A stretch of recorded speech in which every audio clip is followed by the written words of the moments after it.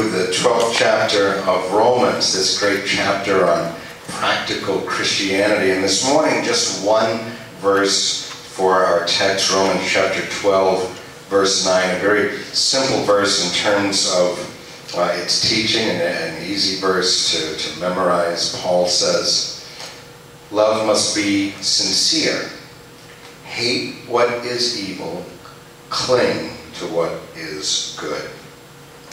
In this great chapter on practical Christianity, Paul stops for a moment to tell us something about the nature of Christian love. And the first thing he says in that very first phrase is that Christian love is, and depending upon your translations, there are a lot of different translations. Some of your translations say Christian love is genuine. Some of your translations say it is sincere. The Wycliffe translation has that love must be unfeigned, and that's an old word we don't use very often anymore. Something that's feigned is fake. So when it says it's to be unfeigned, it means love shouldn't be fake, and that's a pretty good translation. The King James says there that love should be without dissimulation, and that's another word we don't use very often. To dissimulate is to conceal. And so when it says without dissimulation, it's saying that love that doesn't hide its true nature, or should be without pretense. The NIV that I read from this morning says that love should be sincere.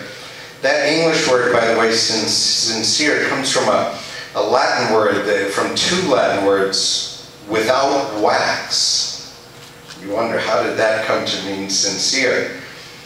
Back in the old days, when pottery was still very much in use as water containers and the like, a stamp on a piece of pottery, sine cera, meant without wax.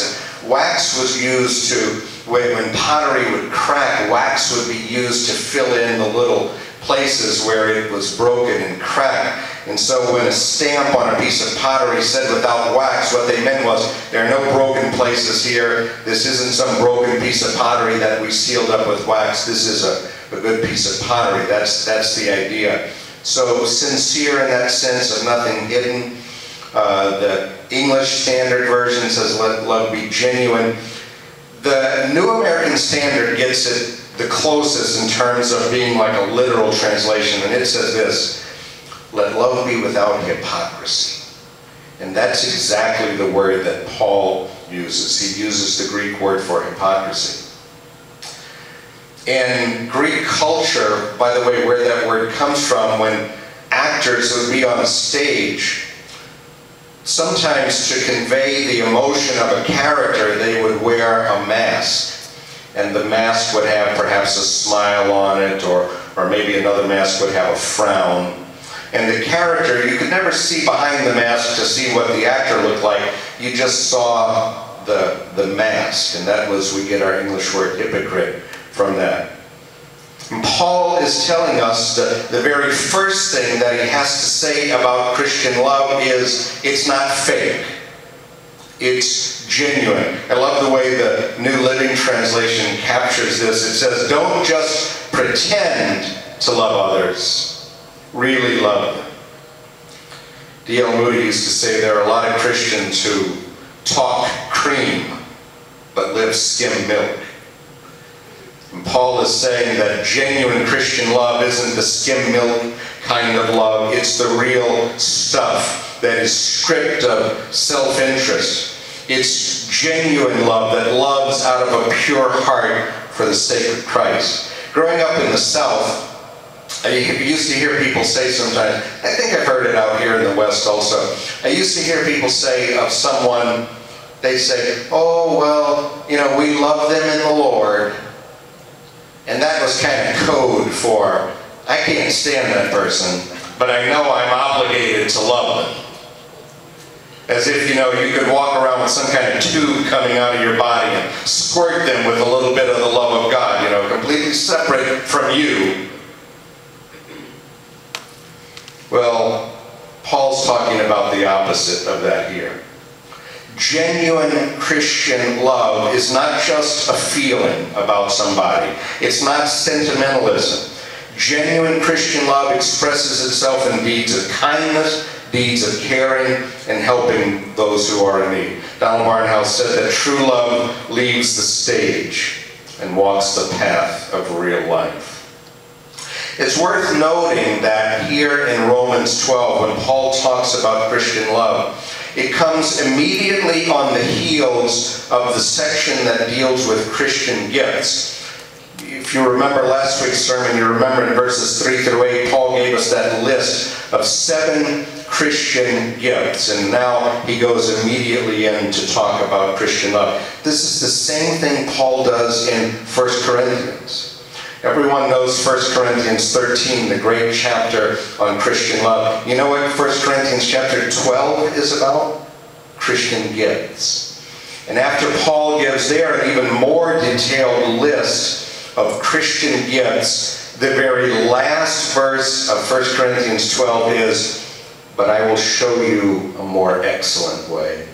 And then he goes on to give that monumental description of Christian love that we all know so well. "Though I speak with the tongues of men and of angels, and have not love, I am become a sounding bronze or tinkling cymbal.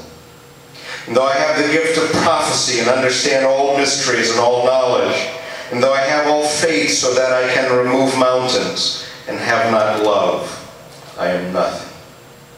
And though I bestow all my goods to feed the poor, and though I give my body to be burned, and have not love, it profits me nothing." In other words, everything without love equals nothing. Ministry without love equals nothing. Evangelism without love equals nothing. And nothing will win the world to Jesus more than genuine expressions of Christian love. And if you don't think this world is searching for love, just listen to the music, the popular music. And this has been true as long as I've been alive. Almost every song you hear filled with a steady stream of people crying and searching for love that they can't find in the world. John MacArthur, who's a pastor here in Los Angeles on the other side of town, told a story I heard once of a woman who, she was Jewish, and she was having marital problems, and she went to her local synagogue to see if they would give her marital counseling. And the first thing they did was they looked in their books to see if she was up to date on her synagogue dues. You have to pay dues to belong there. And when they saw that she was not up to date, they said to her, "You can't receive counseling here until you're up to date on your synagogue dues." Well, she was disgusted by that, but she still needed help. So she left. And she said she walked down the street looking for some other religious building. It didn't matter which one it was to her, she said. Well, the nearest building happened to be their church, Grace Community Church, over on the other side of town. It was a Sunday. And she went in and the service was taking place. And that woman came to know Jesus that day. Many months later, she gave her testimony, and this is what she wrote. She said, "When I walked in that day, the service was in progress. I was so upset that they wouldn't help me at the synagogue. I just decided to come in here. Walking into this church changed my life. I don't even remember what the preacher was talking about that day, but I was overwhelmed by the love of these people for each other. It was so foreign to anything I had ever experienced, and it was that drew me to Jesus as my Messiah." Now that story can be told over and over again. The first duty of a Christian is to live a life of unhypocritical, genuine love that manifests itself in sacrificial service to those in need. Or as the New Living Translation says, don't just pretend to love others, really love them. But now look at what he says also in verse 9. It's the second phrase there. Genuine Christian love is unfake. It's not fake, it's real. But then look at what he says. Genuine Christian love hates what is evil. Now that's an interesting verse, isn't it? An interesting phrase. Because when the Bible is here teaching us about the true nature of love, one of the things it tells us about it is that there are some things that it hates. Now that may seem foreign to us, because when we think of God, we think God is a God of love. In fact, the Bible even says God is love. The Bible tells us that love is the hallmark of being a follower of Jesus. And yet it tells us here that there are some things we are to hate. So let me ask you a question. Are there things that God hates? Well, there are. In fact, the Bible gives us quite a few lists of things that God hates. Proverbs chapter 6 gives us a list of 7 things that God hates. Haughty eyes, a lying tongue, hands that shed innocent blood, a heart that devises wicked plans, feet that make haste to run to evil, a false witness who breathes out lies, one who sows discord among brothers.